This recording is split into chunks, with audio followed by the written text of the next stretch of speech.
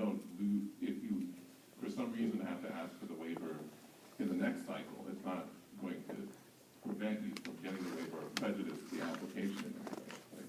That is correct. The waiver application could be submitted at a subsequent meeting, but as I understand from district staff, this would, again, have a negative effect on their ability to continue their bond program.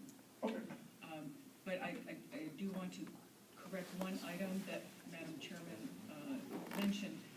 At the public hearing that is scheduled for June 11th, even if Measure H does not pass, it will still be a public hearing regarding the other two measures that still require some, including the one that expired this month.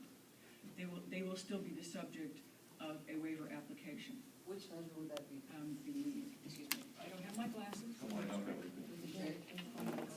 Yeah, it's on page 4. Measure J. Measure J. And 210D. The $400 Yeah, million 2010D. that was approved by the voters in 2005, Measure J? Yeah. Yes, ma'am. Yes.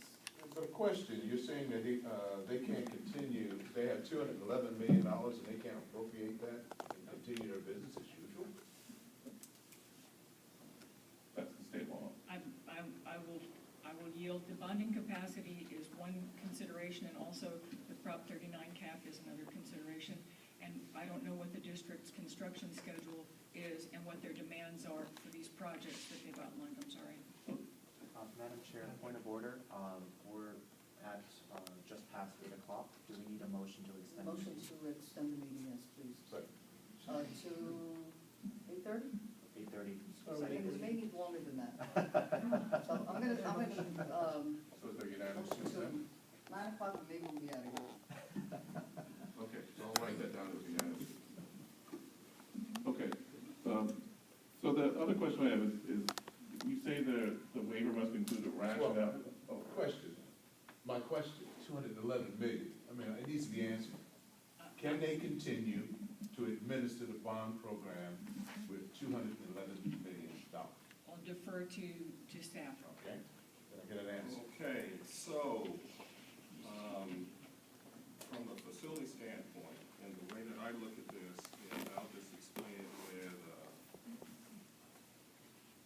piece of PVC or a hose. So this program is running at full capacity with a 1-inch hose. And so we're doing lots of projects. So if we do not get the waiver, we'll still do the project. The hole will just be smaller, and the length of time will just go out farther. So this is not, from my standpoint, if we can do the program, it's just when you want these programs complete. So right now, what we're trying to say is, we think that we can spend this money and get the program complete around 2025. If we don't get the waivers, and then that's going to go out for 10, 15 years, because I have a big glut coming up in my program, which is called Pinot Valley High School. That is really going to take $250 million. And once I commit that, then the projects around it will have to wait, because I can't go out and get this big chunk of money to keep everything going. And for that, it's as simple as that to me. But I've been told to stay in my lane, and that means for us to do the construction, and then we have the accounting team that's supposed to go out and get the money. So with my marching orders, we need the waiver.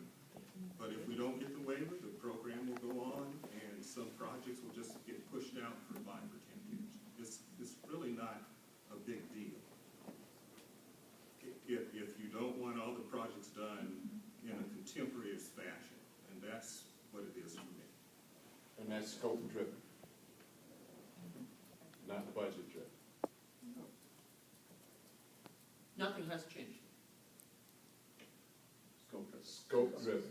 So, and I appreciate everybody making comments about me and what I said. Some of them were accurate, some were inaccurate. And I don't choose to be defensive and fight all of those things.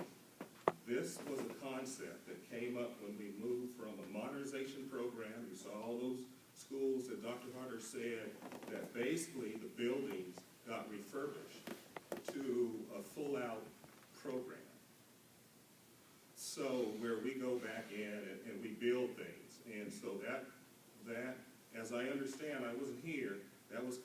one-seat process. And as I understand, that was fully vetted, went through lots of board meetings, lots of other kind of things. And really, all I'm doing is following marching orders. Yeah, this program is a scope-driven program. Along with my comments, I also like to point a personal privilege is that one thing that I think is missing when people refer to your statements about scope-based budgeting is that you were being a messenger, the whole tone that you had, the stance was, I want to be as honest as possible with everybody on the committee, and this is a policy that's part of the district policy, it's not necessarily, it's the policy that I'm trying to implementing, and I'm trying to explain as clearly as possible what it actually is, so I appreciate that. And really, so staff doesn't take any independent action. Mhm. So while we are the messenger, and while I think rightly so, that we take the heat, all of the things that we do go in front of the board and get approved in front of the board. So that's why it's interesting to me that, we have the minimum that comes back and staff and all of this other kind of stuff, when we're following direction. And I appreciate everybody's comment, and it adds beautiful context, and if this hasn't been talked about in 8 years, I think that's when this one-seat standard happened. In 8 years, then I think it's an appropriate time frame to come back and talk about it. Because Charles knows about all of this. He's known about this because he's been involved in the program. Now everyone else knows. Well, now everybody else knows, but it wasn't like it was a big secret. It had been out there, and, the reaction to this is interesting to me. Okay, my specific question about your application is, one is, that you mentioned the waiver must include a rationale for granting the waiver, but what is the rationale for granting the waiver?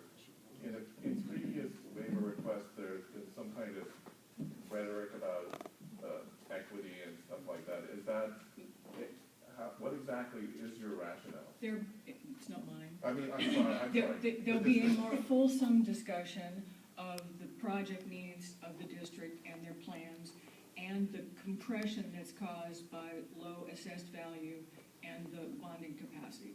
And that gets presented, and I've worked on a number of these for other districts. This is a fairly typical presentation. They'll show charts with assessed value changes, historical and projected. They'll talk about the bond expenditure program, and all of that will be bundled up and provided to the State Board of Education. It will be incidentally a public record as well.